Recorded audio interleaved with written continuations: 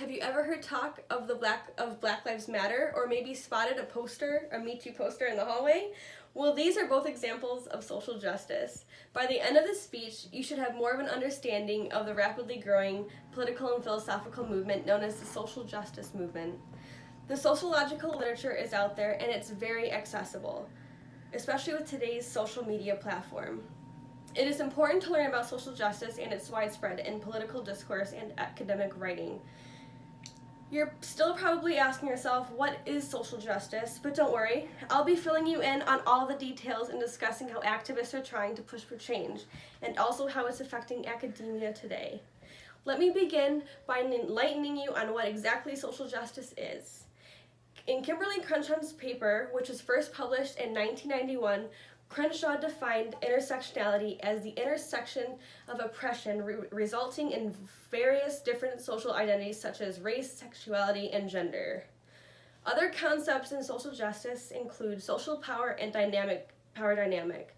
Social power is the idea that historically marginalized groups such as blacks, gays, and women have least power in society, while groups such as whites and male have the most historical power and privilege and social advantage. Power dynamic, on the other hand, is the way groups interact with one another and how their social power is distributed. For example, white males have two sources of power because of being white and male, while black females have two sources of oppression, being black and female. Those involved in social justice try to obtain equity by fighting for wealth distribution, affirmative action, and diversity and inclusion, and socialization, which according to Berger and Luckman in their 2011 research, is the concept in which biological influences are deemed as insignificant and small, while socialization determines cognitive functions. Now that you know a little bit more about social justice, let's continue with its forms of activism.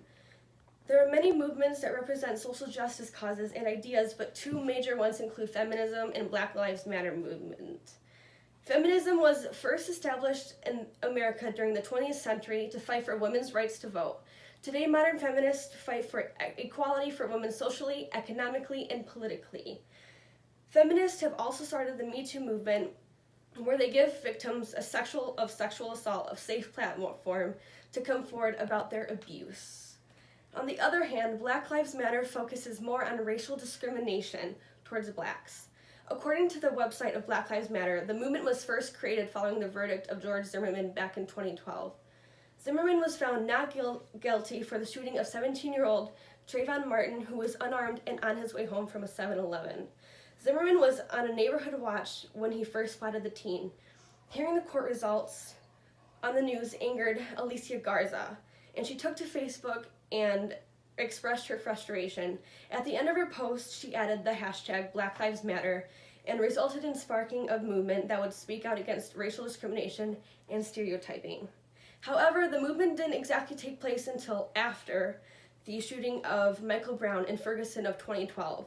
In response, Garza arranged a freedom ride where people would hop on a bus and drive to Ferguson in protest of police brutality.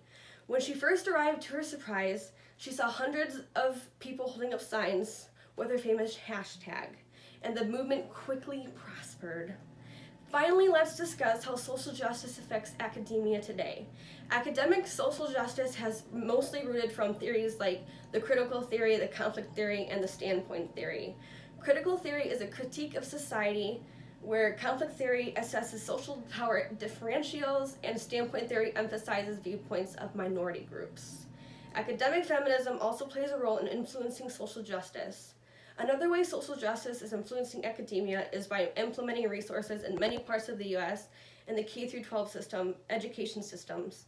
These resources are used to teach social justice and include websites such as tolerance.org, poets.org, and the National Education Association.